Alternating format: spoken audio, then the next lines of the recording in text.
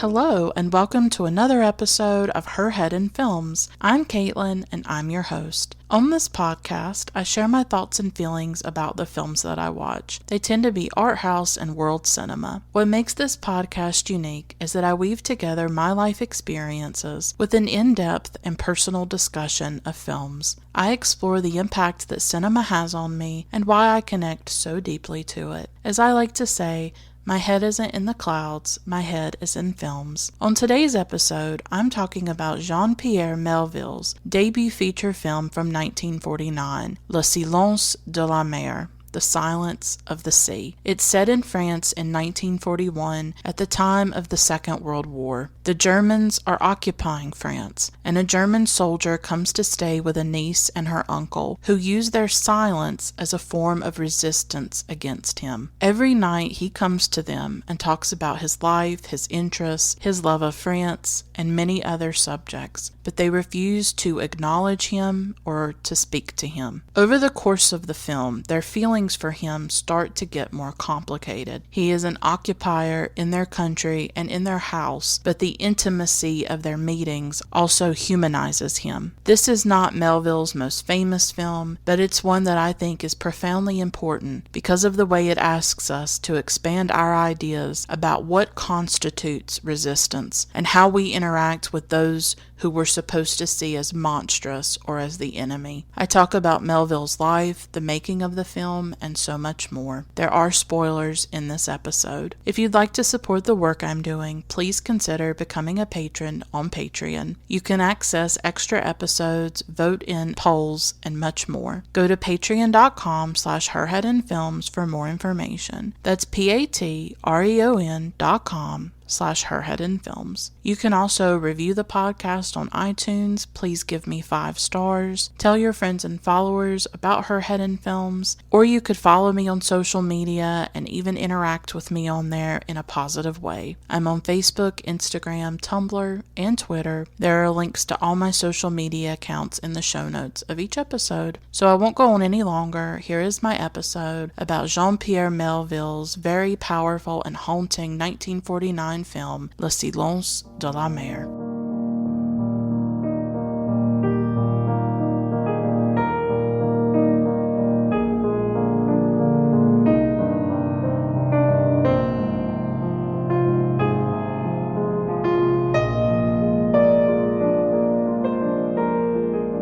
Right off the bat, let me say, I know that this is not the film that Jean-Pierre Melville is known for. He has many other more famous films, usually they're gangster films, like Le Samouraï and Le Cercle Rouge, but this is the film that I find deeply compelling because of the way it looks at resistance and war. So I just want to get that out of the way, those of you who are hardcore cinephiles who know Melville, and some of you may be asking, why this one? Why of his entire filmography, why this one? It does not get talked about as much. It's not the film he is most famous for, but I find it deeply compelling. I actually have not seen his gangster films, to be honest with you. I've only seen this one and Army of Shadows, and I think Army of Shadows is a masterpiece as well. I absolutely love Le Silence de la Mer. I love this film. I saw it years ago when I was first becoming a cinephile in the early 2010s, and it has stayed with me ever since.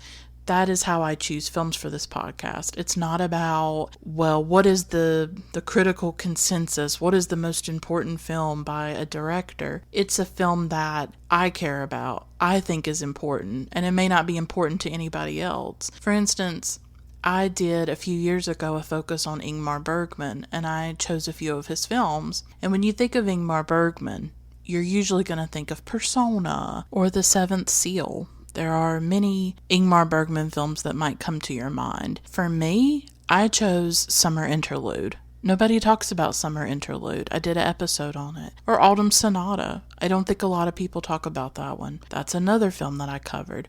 So sometimes with really famous directors, I don't really care what their most famous work is or what everybody else loves. If I love it and I think it's compelling and I think there's a richness there that I want to delve into, then that's what I'll do. And sometimes it depends on what's the first film by a director that I come across. For me with Melville, it was Le Silence de la Mer. That was the first Melville that I ever saw, and it remains my favorite by him. I will probably eventually watch more of his other films, possibly. I don't know. I'm personally not drawn to or interested in gangster films. I'm never going to say never, right? It's just not on my radar. It's not what I seek out. In general, I just don't get into films like that, or films about the mob, or films about the mafia, or organized crime, things like that. I'm not drawn to that personally. But Le Silence de la Mer, I'm very drawn to these kinds of questions that are in the film about silence and resistance and war, all these things that I find just fascinating and that I'll get into when I'm talking about the film. But I just wanted to acknowledge from the get-go, I know this is not his most famous film. For many people, this is probably a minor film by Melville. I do not think it's minor. I think it is visually up there with some of the greatest French films that I've ever seen personally. To me, for it to have been released in 1949, it was made several years before that, and for it to have been made on such a low budget, which I'll talk about in a moment, to me, it's visually stunning. It's visually haunting. I think it's a really good example of a director in his first feature really saying something, really putting a lot of himself into it. It almost feels like a personal film to me. I don't necessarily have evidence that it is, although Melville fought in the resistance, so you could argue this is a personal film because of the subject matter. But it shows a director not having a lot to work with, but doing so much with it. I honestly think maybe directors today could learn from Le Silence de la Mer. Like, he did not have a big budget, he did not have a lot of resources, and he managed to make a very intimate, pared down film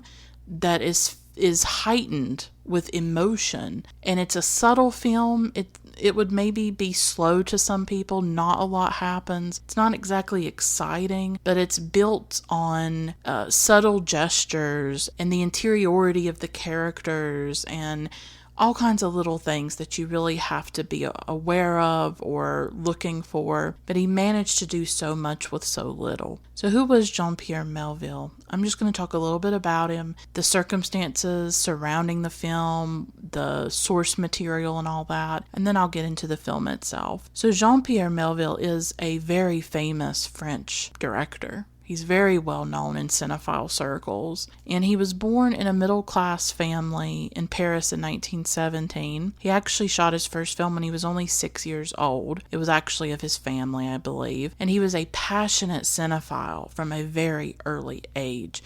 He adored cinema. He absolutely adored film, spent a great deal of time watching films, and loved it. All of this information I'm giving you comes from multiple different sources. I'm not going to give you a whole list in this episode of everything.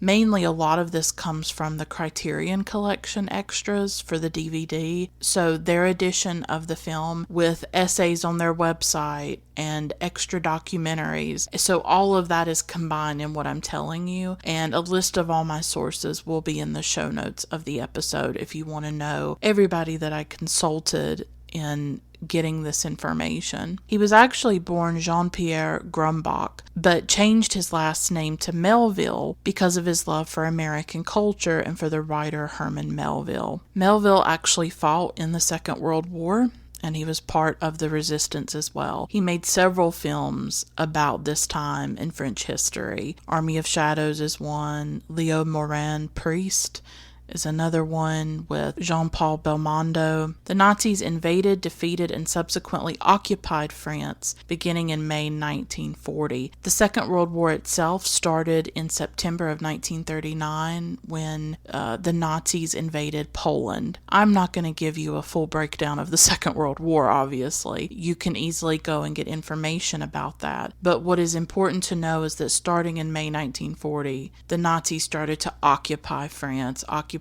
Paris, and that the Nazis defeated the French very quickly. It happened rapidly. People were very shocked by it, and it was a devastating defeat, honestly. It was a humiliating defeat for the French people. The French resistance was very active during that time, and Jean-Pierre Melville was part of it, and the man who wrote the book that inspired this film was also part of it, and I'll get to that in a minute. Of this time in his life, which was the Second World War that Melville was involved in as both a soldier and a resistance fighter, he had very conflicted feelings about it. You can tell that it's a time of history and a time of his life and his youth that he was preoccupied with, because he made 3 films about it, and he chose to make his first film about it. And I think that says a lot, that this is a subject that he comes back to multiple times, and it's the subject that he starts his very directing life with and starts his body of work with. He had different feelings about it. On the one hand, it was war. It was horrific. Worldwide, millions of people died in various countries. It unleashed a level of horror that I hope to God we never see in our own lifetimes. I'm still shocked people lived through that time period and the horror that happened during it. On the other hand, for Melville, he called it like some of the best years of his life because of the bravery that he witnessed and the connection he felt to his fellow soldiers and the people that he was with in the resistance. So he had a complicated feeling about it. He was in his 20s. It was his youth. It was probably very exhilarating at times to feel like you were part of something and that you were fighting back the way he was through the resistance. But then it's also just this horrific time period. But it's very interesting to me that he comes back to the subject over and over again. During the war, Melville dreamed of having his own studio and making his own films, and that's what he ended up doing after the war. And I would imagine that the war inspired him even more. I think when you come that close to death, I would imagine that he wanted to live even more, and he wanted to make his dream of being a director and creating cinema, that he wanted to make that real, especially after the brutal experiences of war. So I want to talk about the book that the film is based on and is very faithful to. Because of Melville's experience in the French Resistance, it was a natural choice to make his debut feature film on this subject. When he was in London,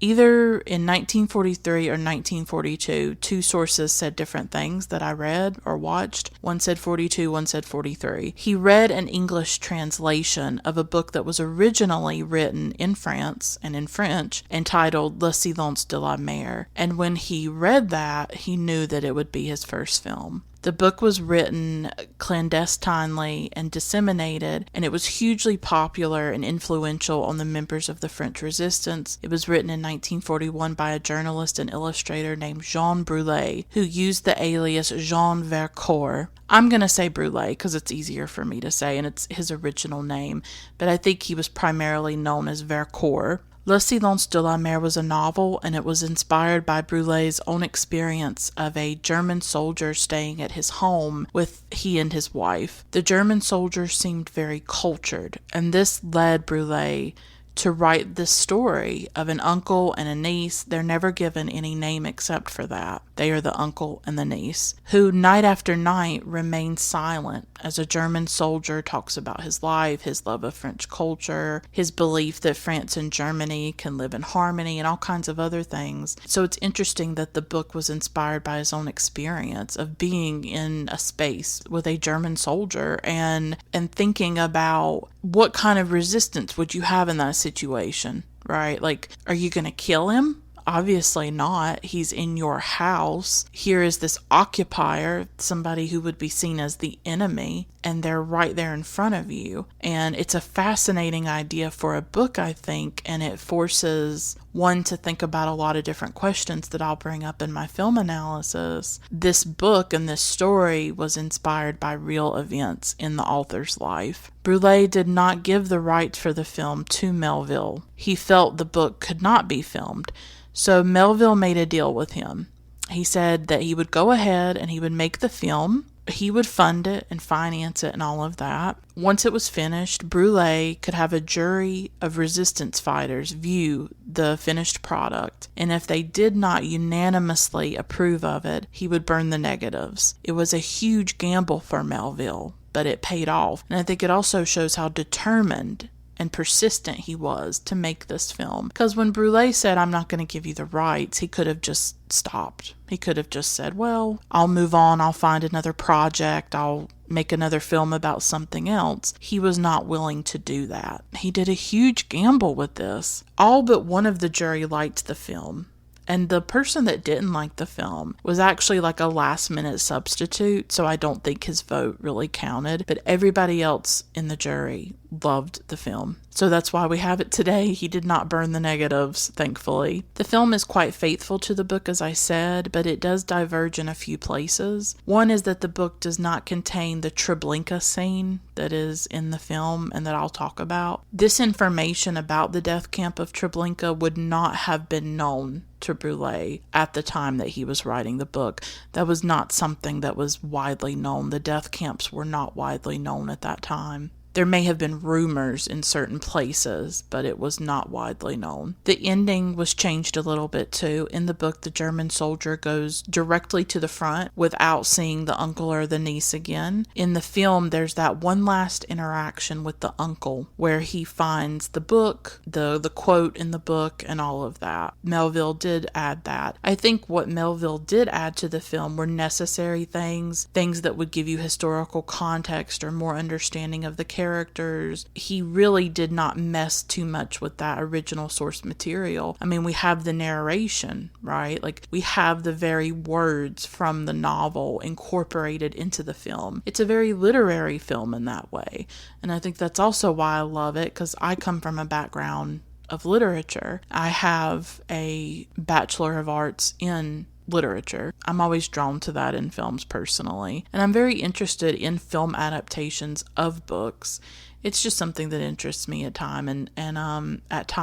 And so the narration also keeps the book very front and center and keeps it very faithful to the book as well, because here are the actual words. So I just wanted to talk a little bit about the making of the film, and then I'll get into my thoughts about it and feelings. The film was actually shot in the home of Jean Brule, the writer of the novel. This is according to Jeffrey O'Brien in the Criterion Collection essay about the film. To me, it's fascinating to think that the scenes and the interiors that we see in the film could have been the actual spaces where Brule and his wife interacted with the real German soldier that inspired the book. That actually added something kind of more intense about the film to me, that when you see these rooms, and the film is deeply interior and domestic, it is almost entirely shot within a few rooms, or one room in particular where the uncle and the niece are always sitting when the German soldier comes in. At the time of making the film,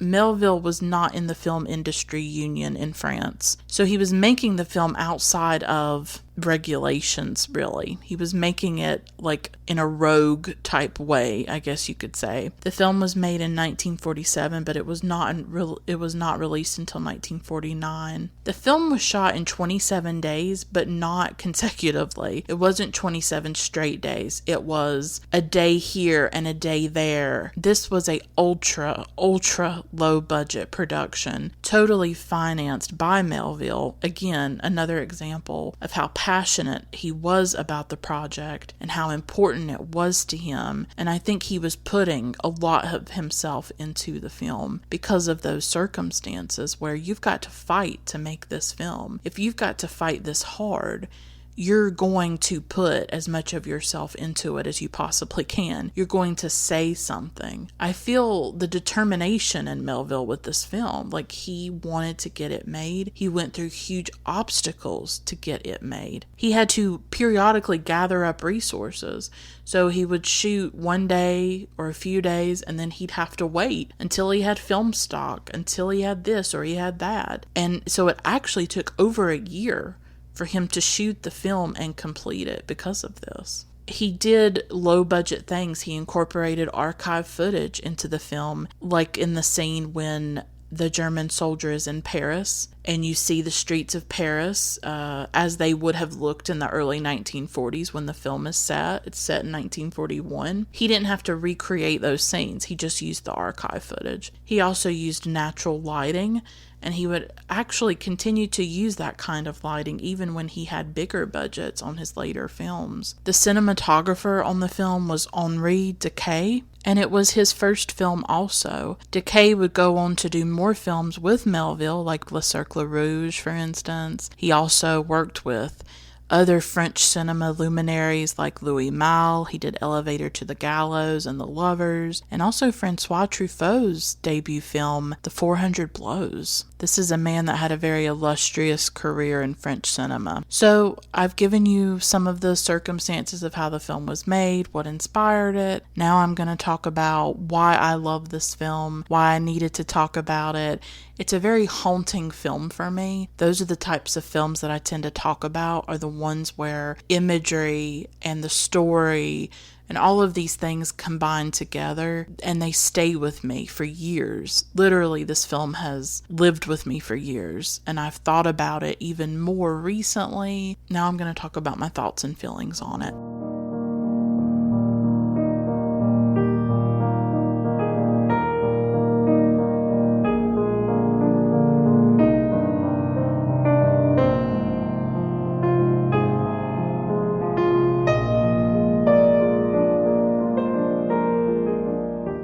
Who can say sometimes why particular films stay with you and others don't? I don't see a lot of people talk about Le Silence de la Mer. When I went to the Criterion Collection website, when you look at the different films, say you put a film into the search bar, you'll see results about it. You'll see essays written about it, and you'll even see if other people have talked about it. Like Criterion Collection, they will let people do like their top 10 favorite Criterion films. Like nobody hardly has chosen this film for their top 10. There wasn't a lot of stuff about it on the website except for the essays that were written by film scholars for the DVD edition. It's not a film that really seems to get a lot of attention. I don't know why I watched it years ago. I don't know what precipitated me wanting to see the film. Sometimes the reason I'll watch a film is I'll see an image from it, or I'll see a trailer, or maybe I'll come across it when I'm reading something and my interest will be piqued or whatever. I don't know exactly why I was drawn to the filming. I have an interest in the Second World War and in the Holocaust. That may have drawn me to it. I love French cinema. May have been a time when I was watching some French directors, but I was definitely drawn to it. It should have more attention, I think. Like I said, I've not seen a lot of Melville's work, but to me, I don't need to see more of his work to know that this is a powerful film. And this is an important film, I think, in the things that it talks about. I think the theme itself of resistance and the different forms that it can come in are very, very important. It's something that is always relevant. How do you resist evil? How do you resist something that you don't agree with? But particularly, how do you resist an evil government? I recently did some episodes about Terrence Malick's work. I did some episodes on Days of Heaven and The Tree of Life. And then on my Patreon, I did an episode about his recent film from 2019 called A Hidden Life. And it's about an Austrian farmer, Franz Jägerstatter, who was a real person. He refused to participate in the military in Austria, and he refused to take an oath to the Nazis as well, and he ended up being executed. And that was his act of resistance. And I've always been drawn to stories about resistance. Sophie Scholl is someone who really, really interests me. Her and the White Rose, and I want to say they spread leaflets and things like that, anti-Nazi leaflets, and she ended up being executed along with the other people in the White Rose. There's a film about her. I think it's called Sophie Scholl, The Last Days, or just Sophie Scholl is the title. There is a book by Hans Fallada called Every Man Dies Alone that is about the real life story of a German couple who left these postcards out in different places in Berlin that said critical things of the Nazis. They ended up being arrested for that, I think. Throughout history, and particularly during the Second World War, there are various stories about resistance and the different forms that came in. Sometimes it came in literally being in the resistance movement, in the French resistance, for instance, with Jean-Pierre Melville and Jean Brulé. And sometimes it came in a different kind of package or a different kind of form, with something as small as disseminating leaflets or postcards that said something critical of the Nazi Party or of Hitler. And these could be very dangerous things to do at that time. I'm interested in how we resist evil, how we resist violence, how we resist the things around us that we disagree with, whether that be protests or whether that be calling your senators or, whatever political actions that you want to engage in. So I think the theme of resistance is always very relevant and always something that I think I'm always thinking about. And I'll talk more about it as I explore the film. So Howard Vernon is Werner von Ebranack, who is the German soldier in this film. There's Nicole Stefan as the niece. She was also in another film by Melville called Les Enfants Terribles. She's also known as one of the lovers of Susan Sontag. They were actually together in the 1970s. I remember learning about that because I think Nicole Stefan is magnificent in this film. I think her performance anchors it, and it's important, and it's breathtaking what she does in this film. She did not do a lot of films. She is striking on screen. She has this very striking face. Her eyes are intense. Her face is intense. She barely speaks in this film. Barely speaks. And yet her silence and her gestures and her mannerisms, that is how she speaks. That is how she communicates. And in that way, she engages in a very pure form of acting. It's almost, except for the German officer obviously talking, it's almost like a silent film. It is a film told primarily through imagery, and it's a film full of silence, as you would expect. Le silence de la mer means the silence of the sea. Of course, the sea is not really silent. The sea is always moving. There's always something going on underneath the water, underneath the surface. And with Nicole Stefan, that's the thing, is that the surface looks very tranquil and serene and silent, of course. But underneath, there's something churning. The currents are there, and there's more going on below that surface. And there's that turmoil that's going on inside of her that she expresses through her eyes or through her hands or through this gesture or that gesture that I'll talk about. And so for me, she really anchors the film. And along with Howard Vernon, I think Howard Vernon is quite amazing in this film. And it's so interesting to note about Howard Vernon. I've not seen any of his other films, but he had a very long career in sort of these sexual exploitation films by Jesus Franco, who was a Spanish director.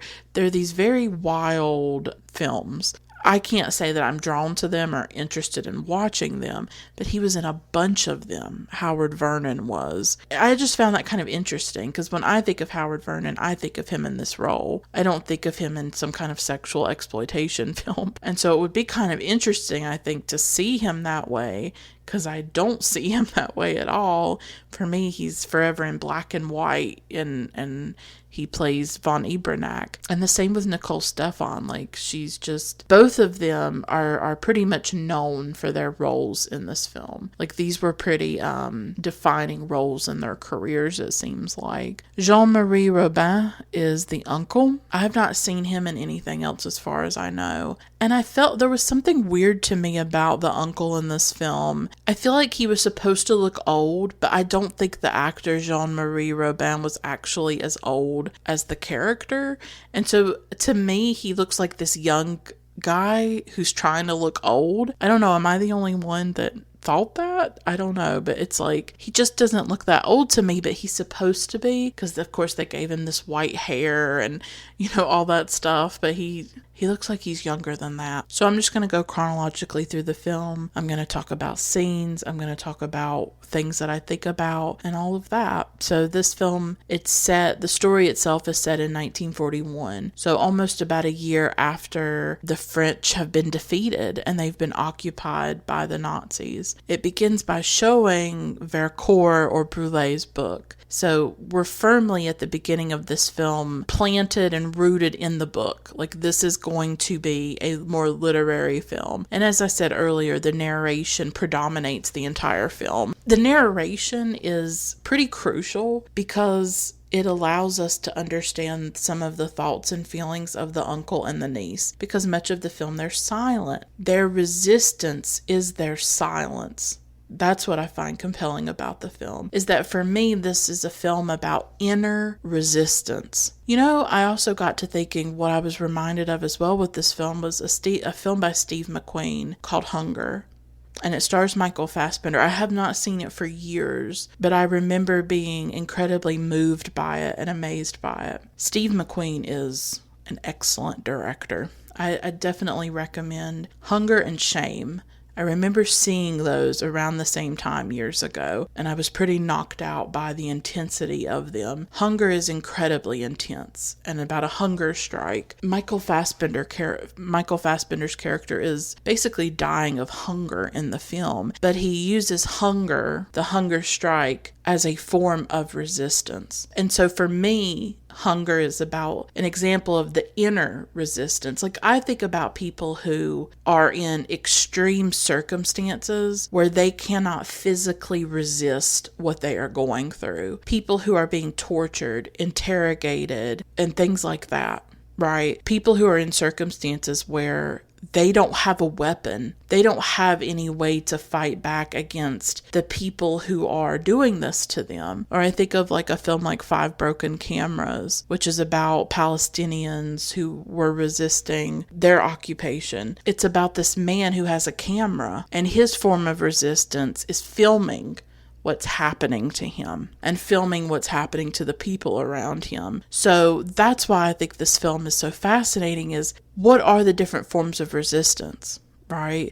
Or I think of somebody like Rachel Corrie, who was very involved in Palestinian resistance as well. And she ended up dying when a bulldozer. She was trying to protect the home of a Palestinian family. This happened in the early 2000s. She's a very inspiring person in my own life. She's a very important figure in my life. She has amazing diaries that were published, or letters and diaries, and her writing was superb.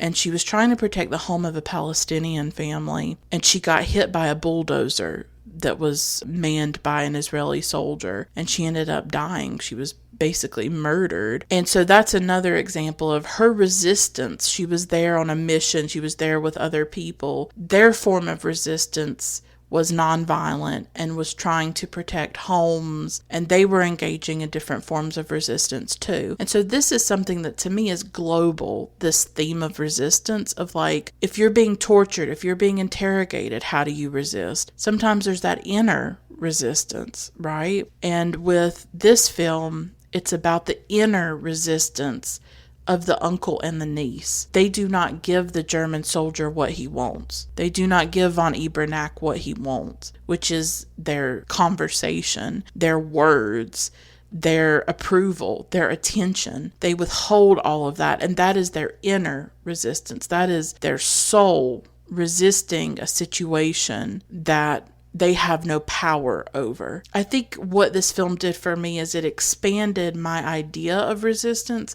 It expanded what I include into that. You could say that with the police brutality that happens here in the United States, that citizens on the street filming it is an act of resistance, and different things like that. So for me, that is the ripples of this film, I think, and why it compels me so much is because I'm interested in this question of how do you resist evil? How do you resist violence? Or think about the civil rights movement, right? The nonviolent resistance that was happening with that. So there are all these different ways that you can resist evil, violence, injustice, and it's not always picking up a gun or picking up a weapon. Yes, there are people who, like Melville, were in the literal French resistance, and they were actually engaging in combat and engaging in things where they sabotaged the Nazis and things like that. Of course, that is like real active participatory resistance. And then there's all these other types of resistance, a hunger strike, filming something you shouldn't be filming, using your camera to document an injustice, refusing to speak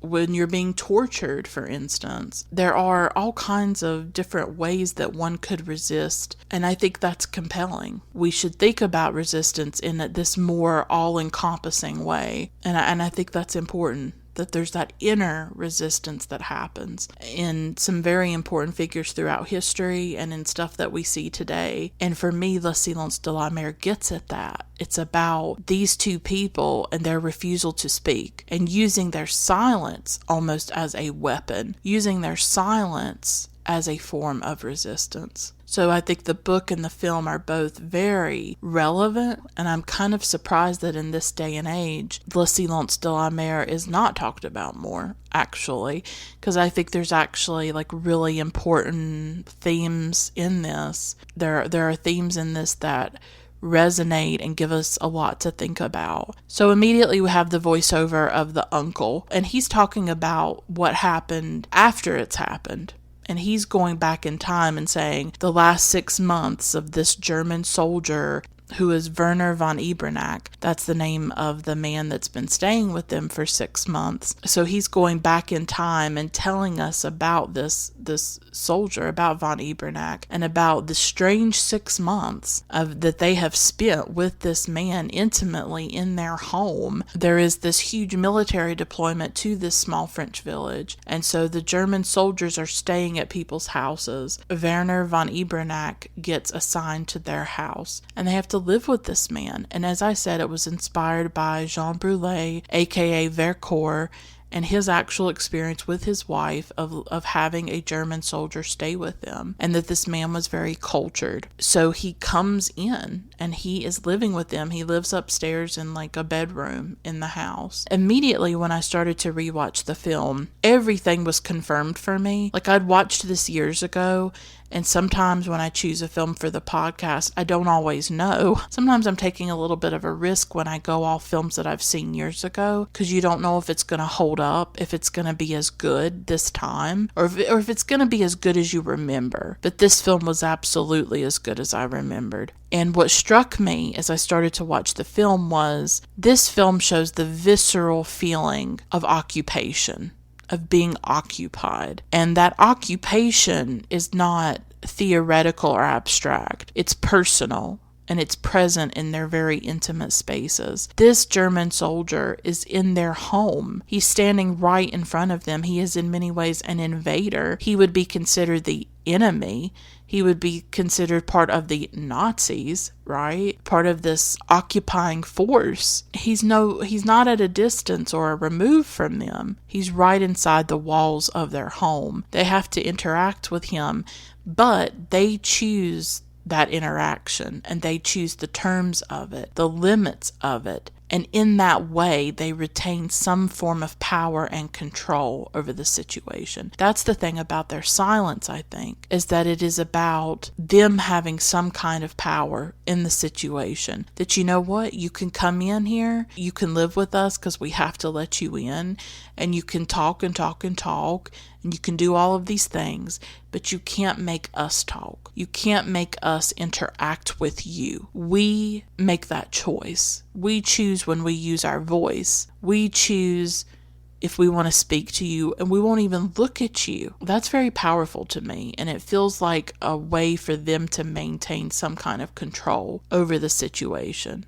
They withhold what he most desires, which is some kind of, I think, connection or interaction with them. You know, he talks and talks, but they never respond to any of it. I think he desires the niece, actually. I do. And I think that she withholds that from him. She withholds her love from him. She withholds her body. And that is also an act of resistance and power too, for a woman to withhold that from somebody, from a man who is wanting it or desiring it. And so I think also that the niece has power in that way as well, where she does not give in to what I think are like advances, kind of, and him showing a interest in her, a romantic sexual interest. I think it's there. I think there is a sort of sexual tension in the film. And when von Ebernack, and that's what I'll refer to him, I mean, sometimes I'll say German soldier, but I think going forward I'll say von Ebernack. When he first arrives at the house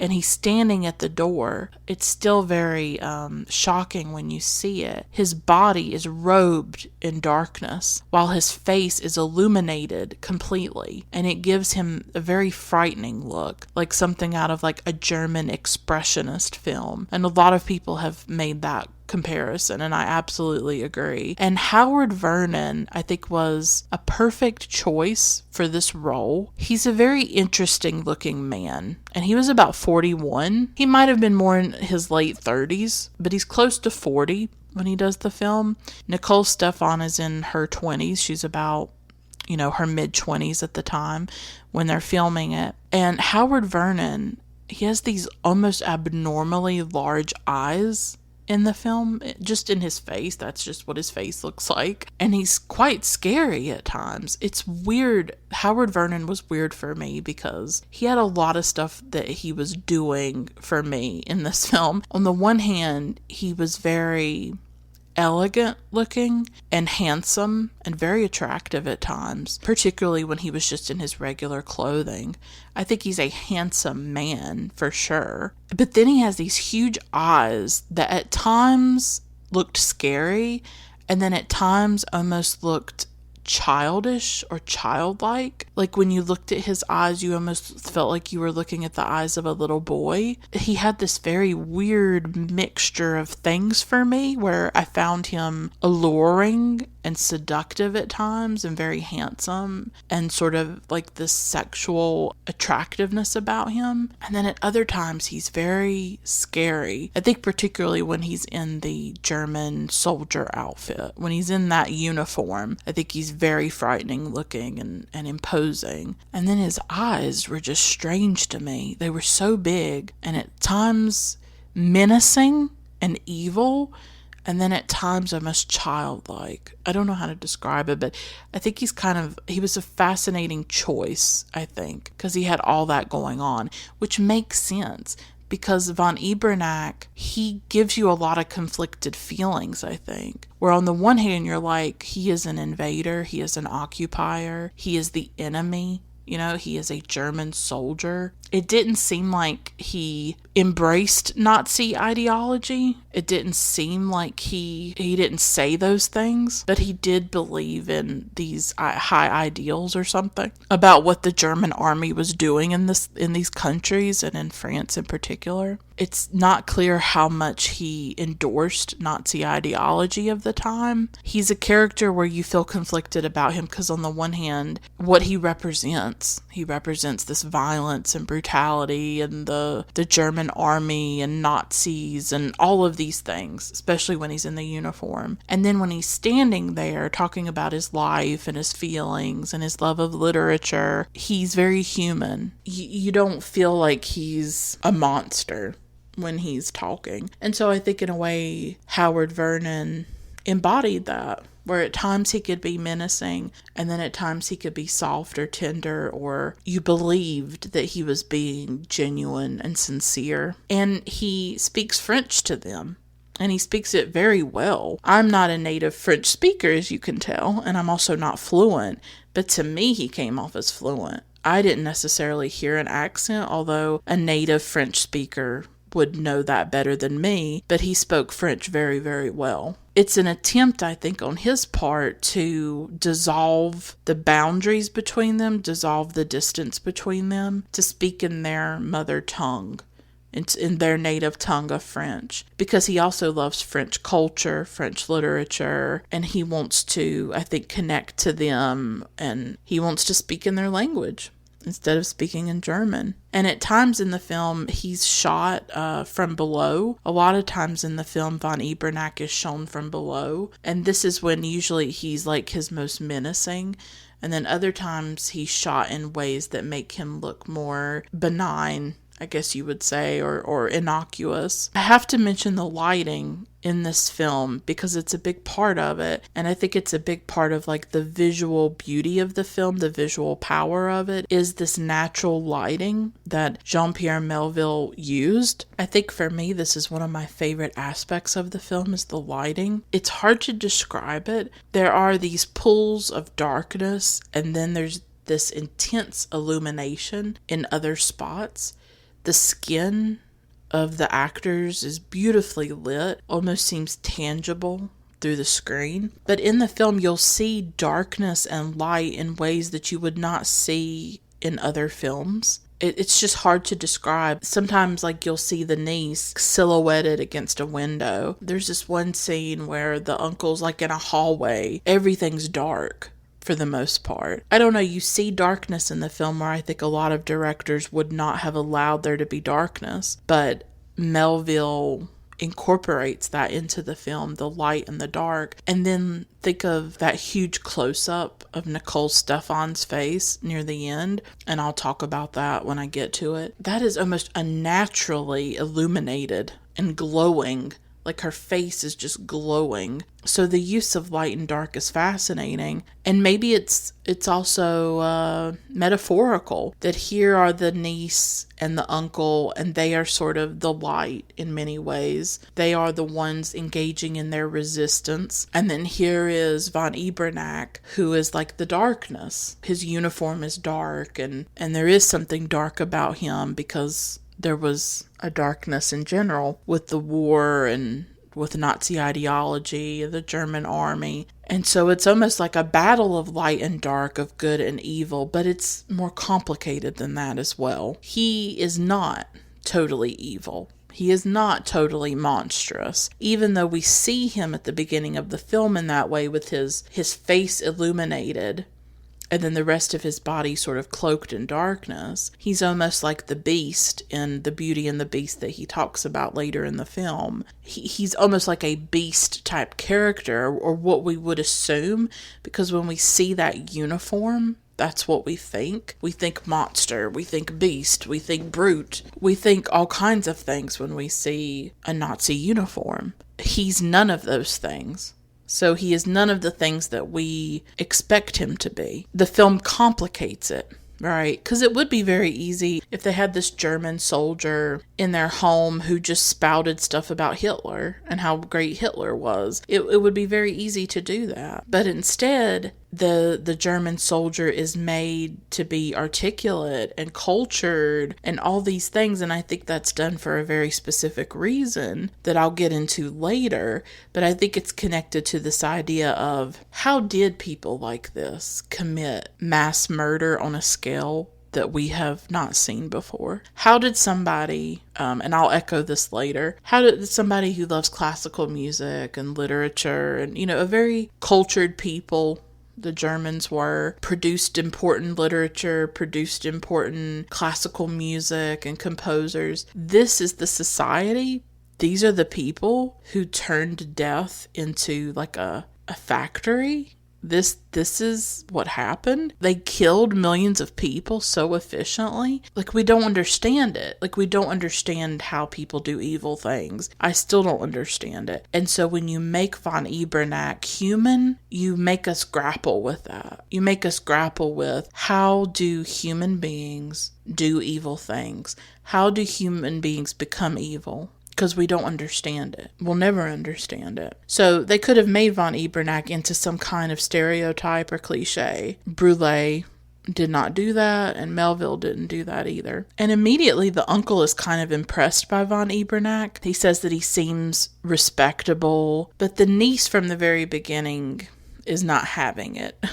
She kind of shrugs her shoulders when he says that. Like, she is trying not to give in to von Ebernack throughout the film and not be seduced by him, but I think the uncle is a little bit more seduced by him. She's very intent on not giving in to this man until the very, very end, when she has her moment. Another fascinating part of this film, besides the lighting, is how interior the film is. It's a film of interiors, of the domestic space. It's shot in very small rooms where the characters are in close contact with each other. And just as it focuses on these physical interiors, it also explores psychological interiority, the inner spirit, the struggles inside one's own mind and conscience. And these things are expressed very subtly in the film. What we're supposed to realize throughout the film is that the niece is starting to feel things for von Ebernack, and it comes through her gestures and her actions. Like, there's one point at the film where she's sewing.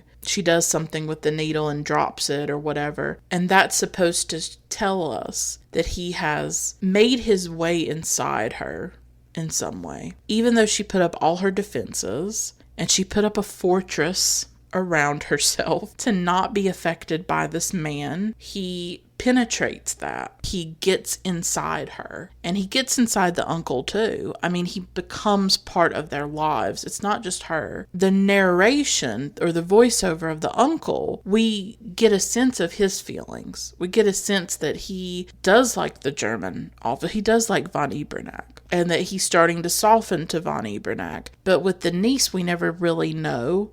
We have to just go off her eyes and her looks and her hands and her gestures. And it's a subtle film, and so it might be frustrating for some people, but I loved that. And I really loved the close confines of the film. It almost felt claustrophobic or a bit suffocating at times, where you had these three people in these small spaces having to interact with each other. And I thought that was really fascinating. The uncle tells us that he and the niece have decided not to change any detail of their lives on purpose once von Ebernack comes to live with him. He says that they are going to treat him like a ghost, like he's not even there. But at the same time, the uncle says that he doesn't want to offend von Ebernack, even though he is the enemy. So their silence is a little bit complicated, where it's like it's a choice, but it also comes from them not necessarily wanting to be confrontational. Like, they don't seem like confrontational people. There's a really good extra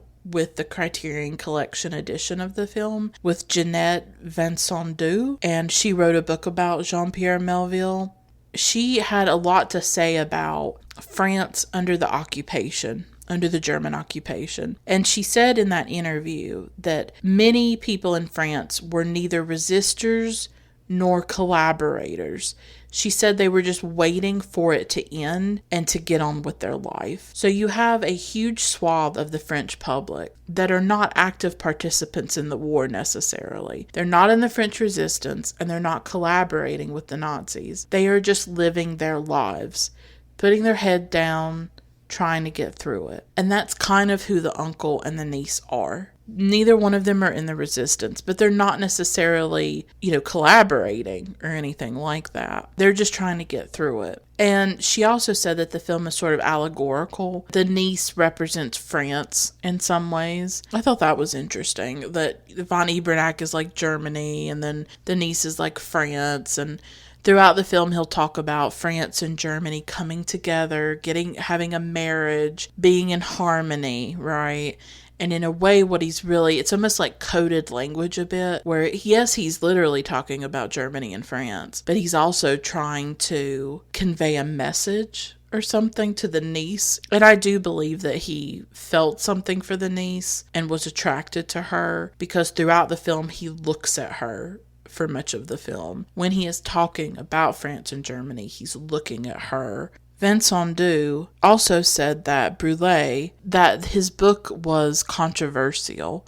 She said it was controversial because he showed resistance as a form of passivity. I guess it was controversial to see these two people passively resisting. And she said that you can see them as being noble while also criticizing that passivity. But she said at the same time they represented many people who lived during the war. So they were passive. And some people, I think, are frustrated by how passive they are. I guess some people see resistance in that situation as like, well, why didn't the niece get in his face? Why didn't the niece talk to him and argue with him? Why, when he was saying all these things, didn't they speak up and say, no, you're wrong? They didn't. They just stayed silent.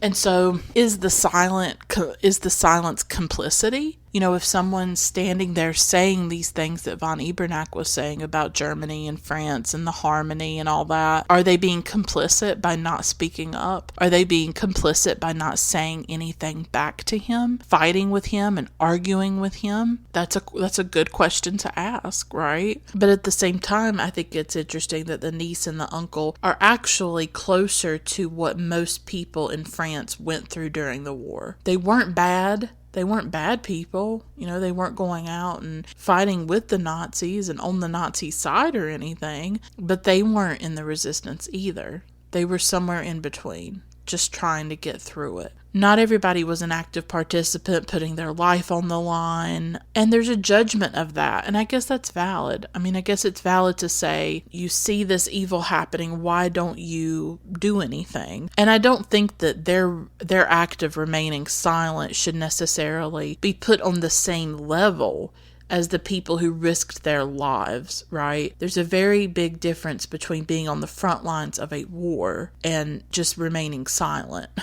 Your body's not necessarily in peril or going to be killed in doing that. It takes a kind of bravery to do what many of the resistance fighters did, obviously. Although they themselves were complicated, I think it's very important not to make saints or martyrs out of people. An Army of Shadows by Melville shows a much more complex and complicated view of the French resistance and the people who were in it and the decisions that they had to make. And I think partly that's what I like about Melville, is that I think he's raising moral questions, but he's making it messy. He's not giving us the perfect good people and then the monstrous bad people in this film. Like, you can look at the uncle and the niece and say, why are they resisting in this particular way? Are they resisting in a way that's just easy and comforting? They don't have to speak. They don't have to say anything. They don't have to confront him. They don't have to upset him. They don't have to upset their lives,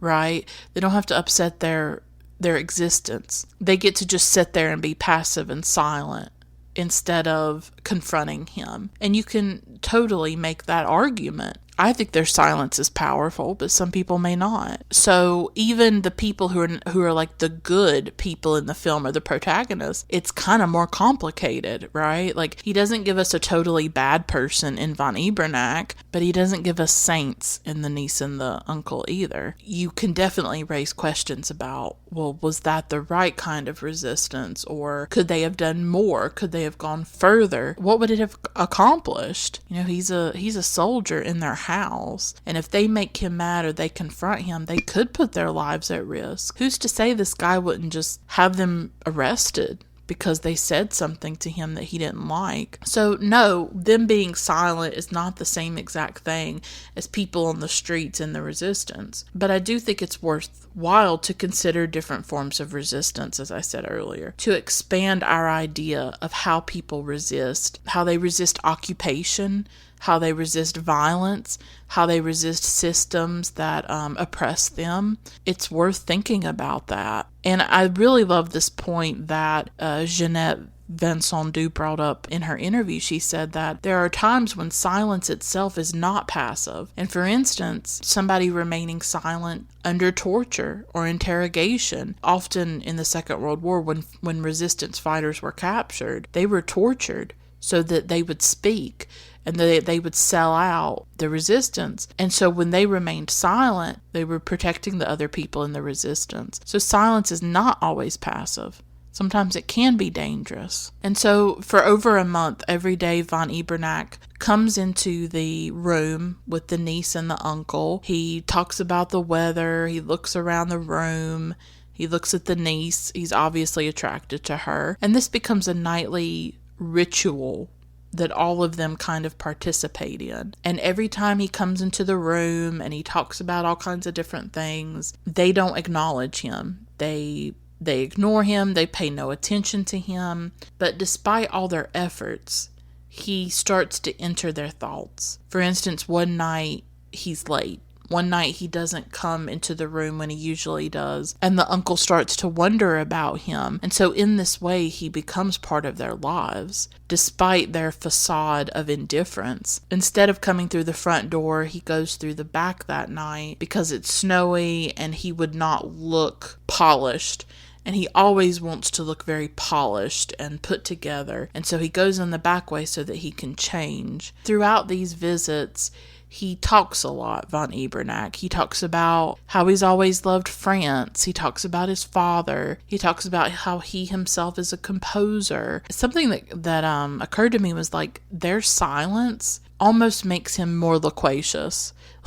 Like the fact that they don't talk makes him talk even more. He talks about the war and he thinks great things will come of it. He thinks Germany and France will have this unity, and he says that the sun will shine on Europe, as his father said. He talks about his father, like his father was crushed by the defeat of Germany in the First World War. So this is the first time when he really starts to talk about his family and his life and him being a composer and things like that. When he leaves the room that night, the niece looks back at him after he's gone. Like, she looks back at the door after he shuts it and is gone. And she hasn't done that up to that point. And this is a good example of the way her feelings start to shift throughout the film. It's this subtle change in her behavior. And even though she ignores him and she's knitting usually during his speeches, she reveals herself. She gives herself away at times. The uncle's even more seduced. At one point he says something like, perhaps it's inhuman to refuse him even a single word. That's what he says. And the niece just looks at him. She seems startled by such a suggestion. It's interesting how the uncle seems more willing to break the vow of silence and to let von Ebernack in. And I think it's a result of night after night being in close proximity with von Ebernack, someone who's supposed to be an enemy. And here he is talking about music and his father. It humanizes him. And even though we should be completely against von Ebernack, we should hate him because of what he stands for and what he is part of. It's harder, I think, when a person is right in front of you. It's hard to see them as monstrous when they're not acting like a monster. It's hard to dehumanize somebody when they seem like you, when they have the same interests as you. And that is the conflict that I find so compelling about this film. They are forced into close quarters with this man and in a kind of confrontation with him. And of course it goes without saying, they abhor the occupation, they abhor the war and the Nazis. But because of these visits night after night, he's not a symbol anymore. He's a person. And of course, if we are against hatred and dehumanization when it's done by others, then we would not want to do those things ourselves. But that's not easy when it's people who say and do things that we find appalling and that we find so against everything that we believe. And so I do think the film raises these moral questions that there are no easy answers to. I'm still very disturbed and unsettled by how ordinary the people were who facilitated the Holocaust and who participated in it and encouraged it and carried it out. These were men who had wives and children. These were men who read literature and listened to classical music. These were smart, educated people, some of them, or many of them, who did these horrific acts. Like, I think that is a big issue. This is what I was talking about earlier. What makes somebody do evil things? What makes somebody evil? And I think that's why I'm partly attracted to true crime. Like, I've talked a little bit about this on the podcast. Like, I did an episode about Bong Joon-ho's Memories of Murder, where I talked about my true crime obsession. I am drawn to true crime. I'm drawn to evil. I don't know why. I'm drawn to questions about evil, questions about violence, questions about how we treat each other in the world. And I still can't comprehend how you would kill another person or you would do violence to another person. Like, how do you become that person? How does that happen? Where you could so dehumanize somebody else that you could hurt them or kill them or physically harm them. I have never physically hurt anybody in my life. I would never want to. I guess the issue of violence is one that I just come back to over and over again. I watch a lot of stuff about violence, about large events, or about events both large and small that include violence and murder. Whether it's a true crime show or it's a documentary. Right now I'm watching a documentary on Netflix about the Paris attacks on November 13th, 2015. It's by the Nalday brothers. It's a 3-part series about it. I've been very interested recently in 9/11, the attacks of September 11th. I'm interested in violence. I'm interested in stories of mass violence and also interpersonal violence. I don't know why. It's like I come back to this question constantly. How do we do this? And I've been interested in these questions since I was a child. I've been interested in the Holocaust since I was 10 years old. I've been interested in genocide since I was a child. I remember reading about the Rwandan genocide, for instance, or the Armenian genocide. Like, I couldn't comprehend it, and I still can't. I can't comprehend millions of people being murdered and people just allowing it to happen. I can't understand it. And that's why I come back to the Holocaust, too. The Holocaust was carried out by people like von Ebernack, or people similar to von Ebernack. I've always been haunted by these photos. Some of you may know them. They were taken near Auschwitz, the death camp of Auschwitz, and it shows the Nazi guards or something, like they're at a party. I think there's women there. It's men and women. They're like dancing and singing, and it almost looks like a picnic or some kind of get together. And it's like literally nearby, people were being gassed and cremated. Children and all kinds of different people were being murdered. And these people are living it up and having a party. And I've never been able to bring those two things together in my mind. That you are partying it up and having fun when a mile away or however far away, people's literal ashes are going into the air. What? And von Ebernack is part of this. He's part of this machinery of the German war machine, the Nazi war machine that bulldozed so many lives and took so many lives. And it's like, how did this happen?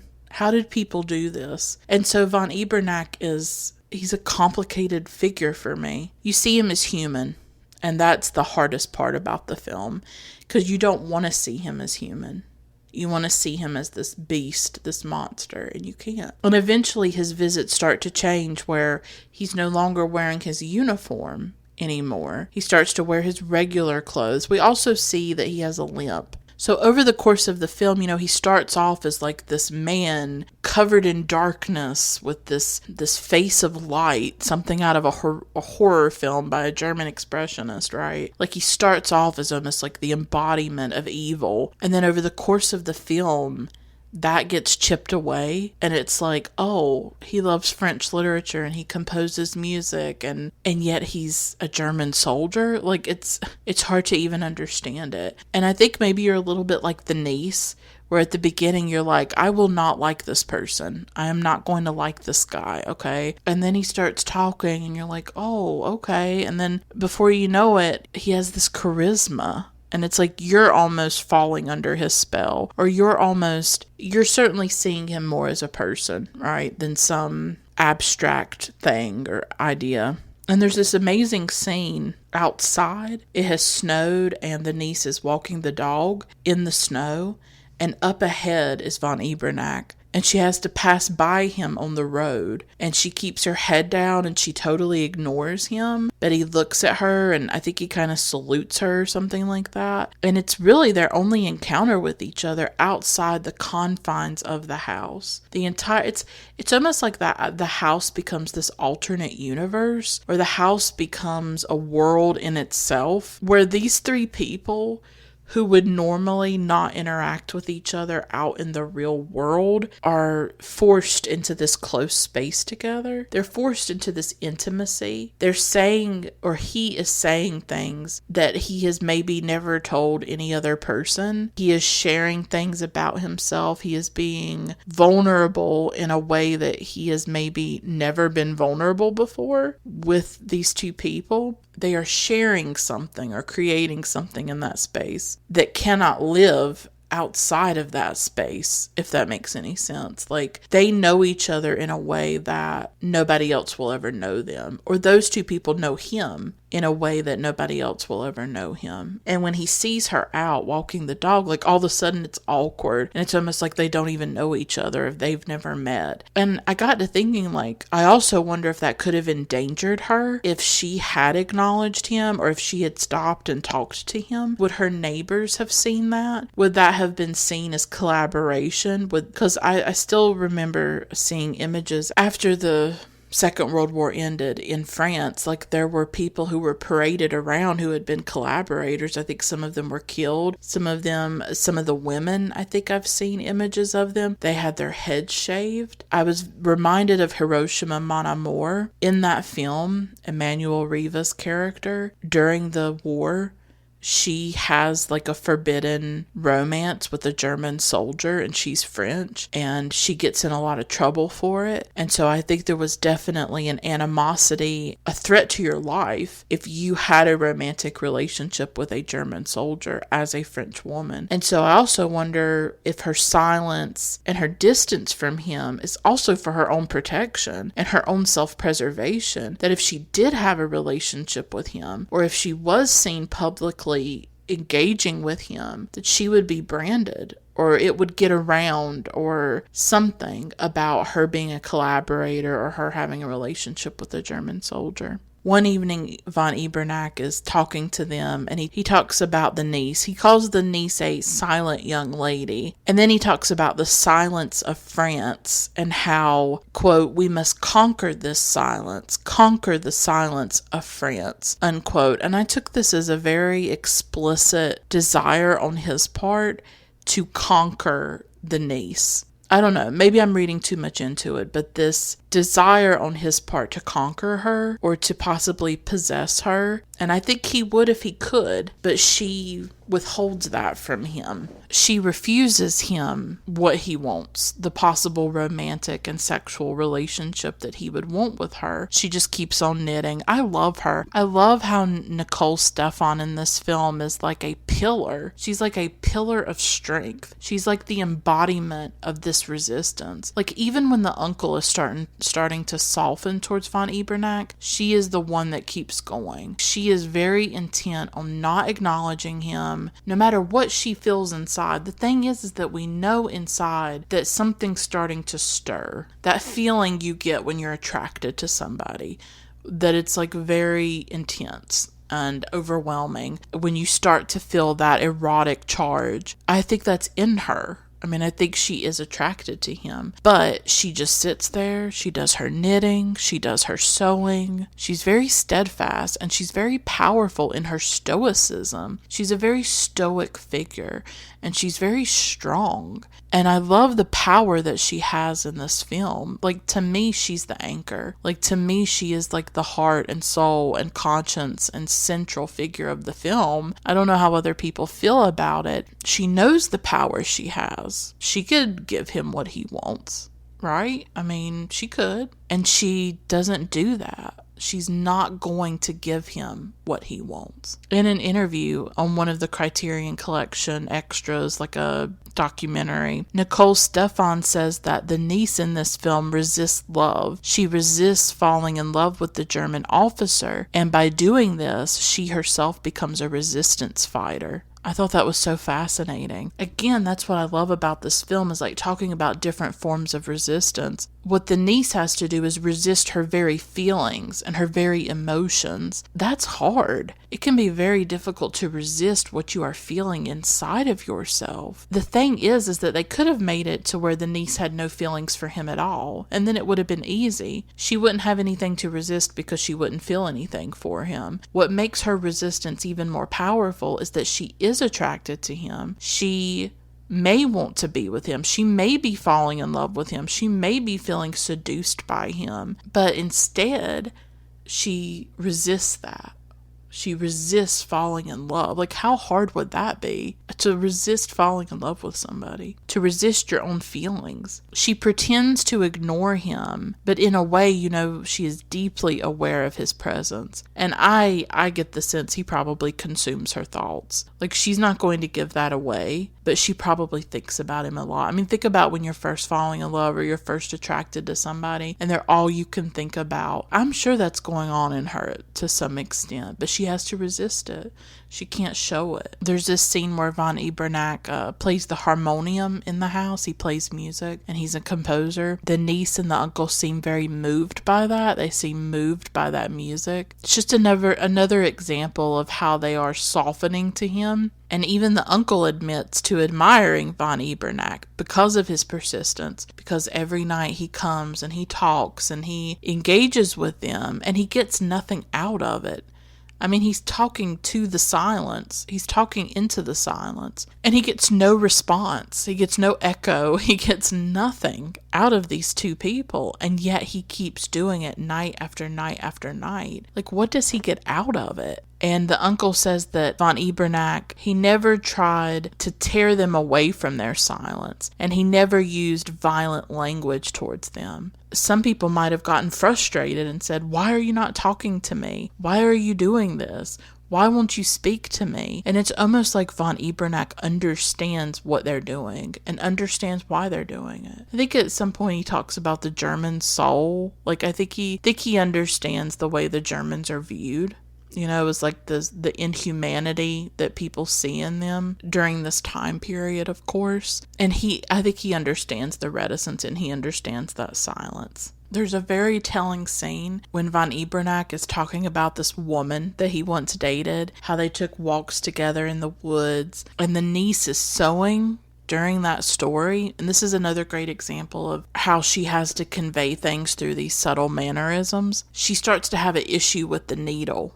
Like, I think the thread comes out of the needle and she has to rethread it. This is like a little crack in her facade. She's flustered by thinking about him with another woman. When he talks about this woman, he talks about how he actually didn't like her because she was bit by this insect and she grabbed the insect off of her skin and then she started to torture it. She pulled its legs off and all kinds of things like that. She inflicts this violence towards this tiny, tiny insect. He said that he became very scared of German girls as a result of that. And the niece, to me, it seemed like the niece seemed kind of pleased to hear that. You can tell that she definitely feels something for him. She doesn't like imagining him with another woman, and perhaps she imagines herself with him, and so she doesn't like that at all. And the only way that you know that is through something small as her needle coming unthreaded. And it's an example of how the inner feelings of the niece sometimes manifest externally through the things that she's doing or the looks that she makes. Von Ebernack just has these grand ideas about Germany and about France, and he believes there will be this harmonious marriage between France and Germany. He seems I don't know, I can't figure it out. Like, he seems unwilling to understand or conceive of himself as an occupier, as a violent occupier, as a representation of France's defeat and part of the very group that defeated the country. In this war, France and Germany cannot love each other because one of them is at the mercy of the other. And he doesn't seem to understand that. He thinks there will be this unity or this coming together, but they're not equal. France is dominated, humiliated, violated by Germany. Resistance fighters were killed, Jews and other groups were rounded up, sent to camps. There is no love between these two countries at this time. Von Ebernack is in a position of power in the house. His relationship with the niece and the uncle is not equal because he is dominant. He has power over them. He has power over the niece. He and the niece can never be together. And even if they were together, it's not an equal relationship. It can't be an equal relationship with one when one dominates and controls the other. There's another scene where one of them interacts with von Ebernack outside of the house, and it's when the uncle has to go to the Kommandator, calls it. It's like this command post. He has to do something bureaucratic, but it's an office where these German soldiers are doing just routine bureaucratic stuff, and the uncle is standing there, and von Ebernack walks into the room and he's giving orders to this soldier, and then he sees the uncle, and that's such an interesting scene because von Ebernack is looking in a mirror and he sees the uncle in the mirror, and so he's looking at the reflection of the uncle, and you also see the reflection of von Ebernack in the mirror. You can tell that he's very uncomfortable, almost frightened to see the uncle in this kind of context where he's a soldier and he's participating in these actions and giving orders. They've never seen each other outside of the house. Von Ebernack almost says something, but he doesn't.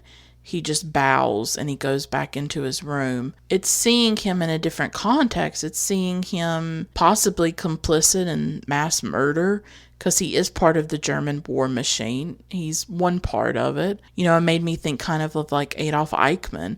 Like, I'm sure he had some office in some building, and he went in there and helped orchestrate the murders of tons of Jewish people. It was everyday work to them. It was everyday ordinary life to them, that they just went into these offices and made mass murder possible with their actions. And so it's a reminder that von Ebernack is part of that. And eventually von Ebernack gets to the point where he doesn't want to be part of it, where he realizes what he is part of, what he is complicit in, because he didn't know. Apparently, he did not know until he goes to Paris to meet with some other German soldiers and Nazis. And he talks about this later that night after seeing the uncle at that office. And then I think later that night he comes in and he's talking to them, and he makes this announcement, and he says that everything he said for the last 6 months must be forgotten. For the first time, the niece looks at him and he looks back at her. That's like the first time they've ever locked eyes with each other, and that's when you know. That's when you know that she has feelings for him. She has serious feelings for him. And there's this close-up of Nicole Stefan's face that is just magnificent. Her eyes are hypnotic. Her entire face takes up the screen and has this unnatural glow to it. Like, it still haunts me. It's a big part of why this film haunts me, is Nicole Stefan. And her eyes just scream with desire, I think, and passion. And for much of the film, she's been very stoic. She's not shown emotion. She's not, shown a whole lot. And then everything is in her face and in her eyes, all the longing. And he covers his face and says, "Oh, what a light," or something like that. I guess it's like her face. Is it her face? It's like he can't stand to look directly into her eyes. It's almost like it's looking into the sun or something, to look into her eyes. But her face is just glowing. It's just otherworldly. Like, I've never seen a close-up like that. I don't even know what comes close. Maybe Falconetti in The Passion of Joan of Arc. That's about as close that you get to that kind of close-up, where you're just pinned to your seat looking at her. Like, what is this? This is just on another level. And this is when he tells them about the visit that he did to Paris with these Nazi soldiers. And he learns about a death camp in Poland called Treblinka. This was a very notorious death camp. I remember when I was younger, years and years ago, reading a book about Treblinka, and it was pretty horrific. And he reads about mass executions, gas chambers, crematoriums, all the horrors that we now know about the Holocaust. This is when he realizes what is happening, what Germany is doing, what the Nazis are doing, and Hitler is doing. This is when he has to let go of his grand delusions and illusions about what Germany is, about what the German army is, what the Nazis are. He has to face reality of the murder and the genocide that is taking place. and that he is part of. He is one part of because he's in the military. And he also goes to a party where there are a bunch of soldiers and they talk about destroying France. They don't want a marriage. They don't want some kind of harmony between Germany and France. They want to destroy it. They want to destroy the literature, the books, the soul, the spirit of the people and the country. He sees the death and the destruction that's happening and the death and destruction that is to come, and he's horrified by it. He doesn't justify it. He asks where his duty should lie, and he says, quote, "Is it our duty to never condone murder?"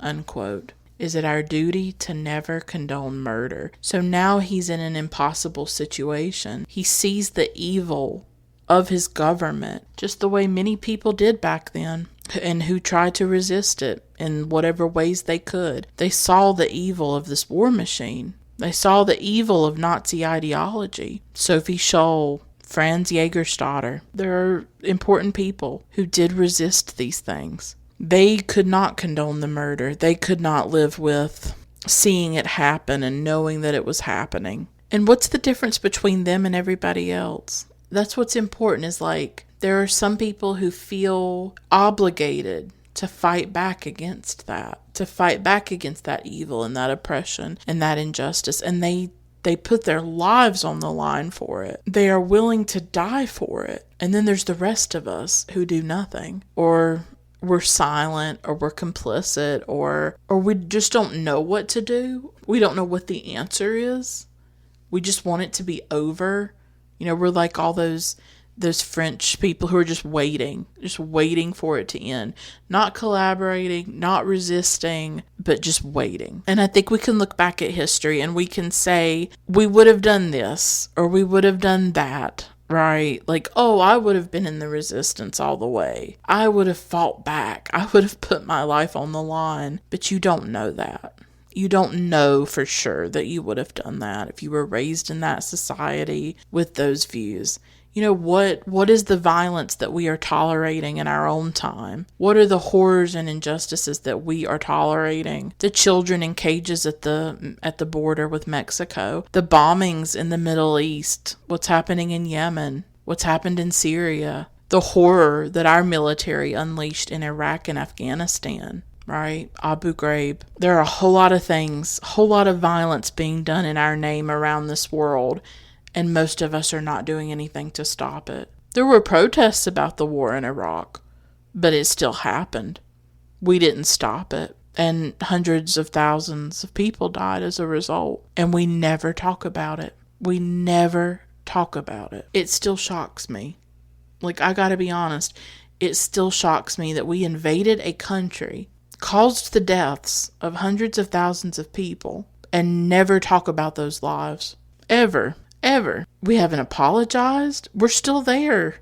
We're still in Afghanistan and Iraq. And we never, ever talk about the horror that we unleashed in those countries. The bombings, the deaths, none of it. We don't do anything about it. We like to think we do this, and that if we were alive back then. But we don't know, because there's lots of things being done in our name by our military all around the world, and it's unsavory, and it's violent, and it's horrific. Yes, we speak out, we sign petitions, we go to protests, and it continues, because you're one person, and you can't stop a military machine. You can't do it. You can't stop a government, and that's what people were up against at this time.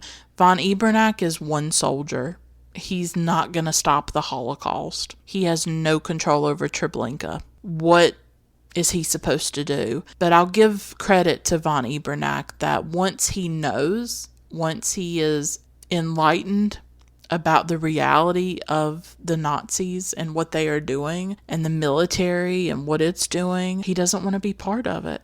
And he ends up getting himself transferred to the front lines of the war, where he's most likely going to be killed. That's what he wants to do. He'd rather die than fight for what has been revealed to him as a destructive and dangerous ideology. Really, if you think about it, all three of them are caught in the machinery of war.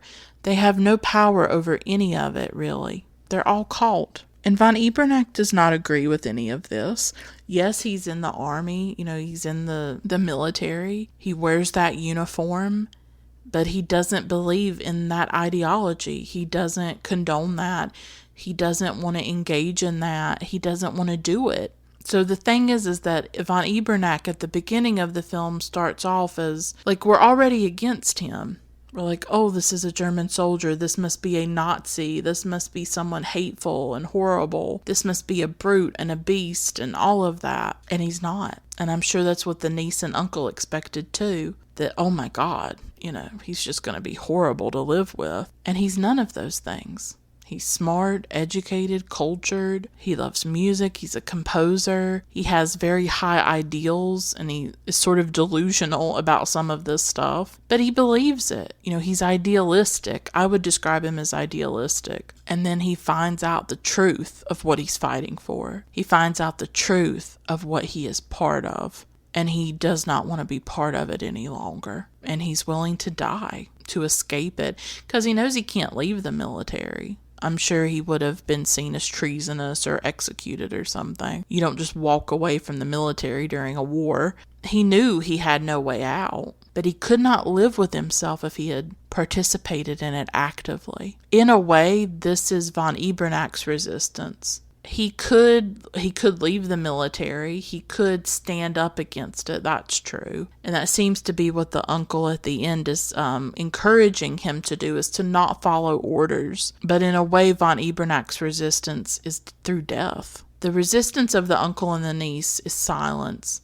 And the resistance of von Ebernack is death, is to submit to death rather than live in a world where Treblinka can exist. How do you even live in the world with that kind of knowledge? He would rather choose death. He would rather not be in the world at all. And he tells them, after saying all this, he says, I bid you good night, farewell. And then again we see Nicole Stefan's face. It's just feeling the screen. And it's like she's glowing. It's almost like she's made of marble and she's just glowing. And she utters one word very softly, adieu. The uncle hears it, and so does von Ebernack.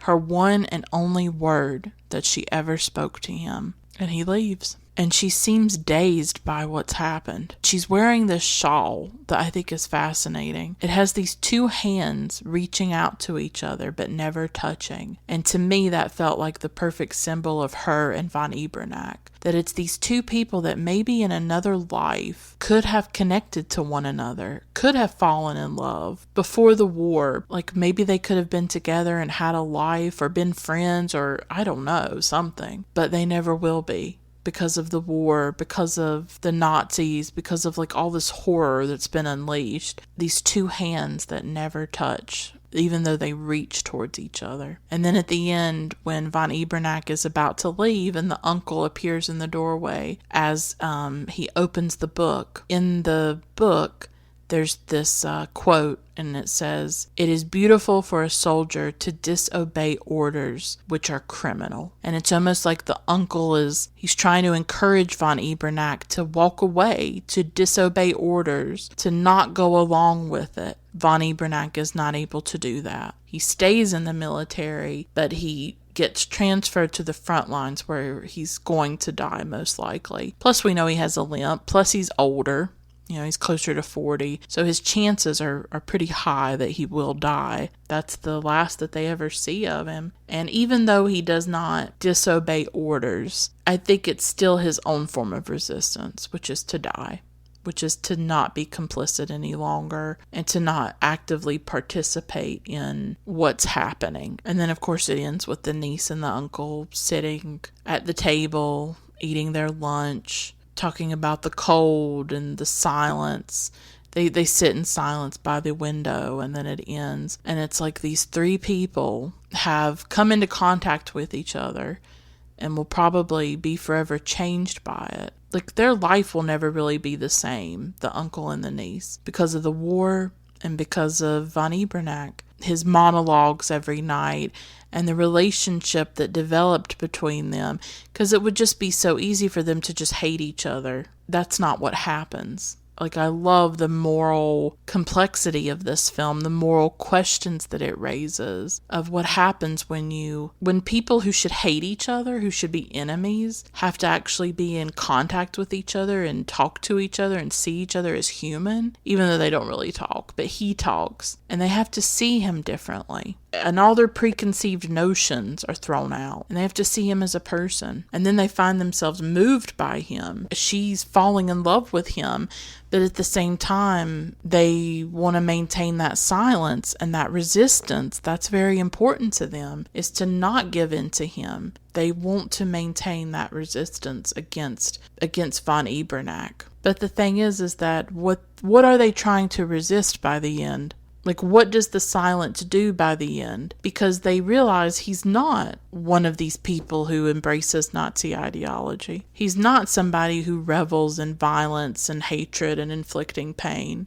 Should they have spoken to him? The uncle seems to regret not speaking more to him. I don't know. It's like interesting questions where it's like, what more could they have done? Is there anything they could have done? But that resistance is what they had to maintain. It was the principle of it. It was the principle of we're not going to allow ourselves to be invaded and dominated. You can come in here and talk and all of that, but we maintain our silence, and we have some kind of power and control over the situation when everything has been taken away from us in this war. So it was a form of resistance. And the niece is resisting her own love for him and her own feelings, but she allows herself that one word, and she allows herself to stare into his eyes, and you can tell that there was a connection there for sure. And she, throughout the film, has tried to resist falling in love with him and resist her own feelings until the very end when that comes out. I don't know. I just think the film is fascinating in the way that it looks at these different forms of resistance. And I hope that you liked my episode and what I talked about. This is definitely my favorite Melville film for sure. I just love this film, and I find that it continues to haunt me, and it continues to have so much resonance even now. So I will stop here. Thanks so much for listening. I'd like to give a big shout out to my wonderful patrons, Pierce, Amir, Christine, David, Eddie, Jenny, Lane, Haroon, Thomas, Kelsey, Aaron, Max, Tyler, Juan, Till, JD, Vanessa, Polina, Olivia, Jesse, Feminist Overlord, and Michelle. Thank you all so much for being patrons. You make the podcast possible. Until next time, keep watching great films. Bye for now.